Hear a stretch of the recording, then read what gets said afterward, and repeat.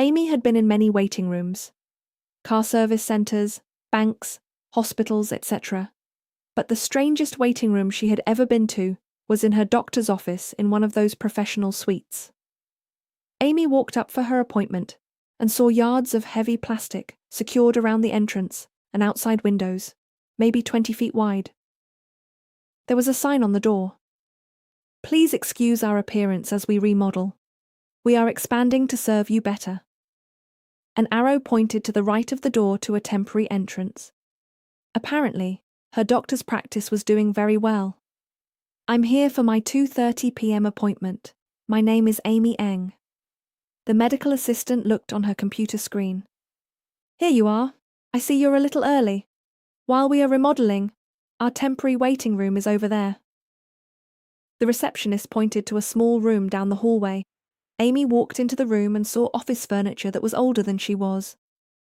Plaid, orange and grey fabric over veneer oak armchairs, a black leatherette couch, a cheesy plastic table, and the requisite middle-class magazines, none from the 21st century. On the wall were paint-by-number pictures of clowns in cheap frames, an Ansel Adams photograph that looked like it was taken out of a magazine, and one of those certificates proving that the doctor had actually been trained. The rug was industrial grade, tightly woven, charcoal in colour with specks of yellow.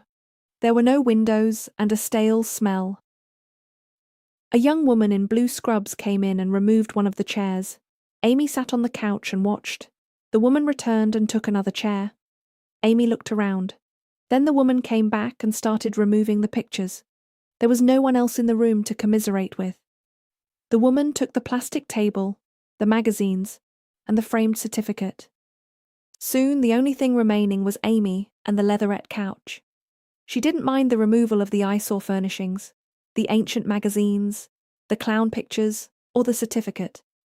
Then a man, dressed in green scrubs, came in with the woman, holding a straight-back wooden chair. "We're going to have to take the couch. Would you mind sitting here for a moment?" Amy acquiesced silently. She realized that this must be someone else's office that her doctor was taking over. She looked around the room, then at her watch. Surely the doctor would be seeing her soon. "Wait a minute," she said to herself, only slightly audibly. "Is this still a waiting room?" She looked down the hallway. "Hello, is anyone here?" No reply, or for that matter, any sound. Amy walked back to the receptionist's desk. The office was vacant, without life, like something out of a French existentialist story. Then a horrible thought occurred to Amy.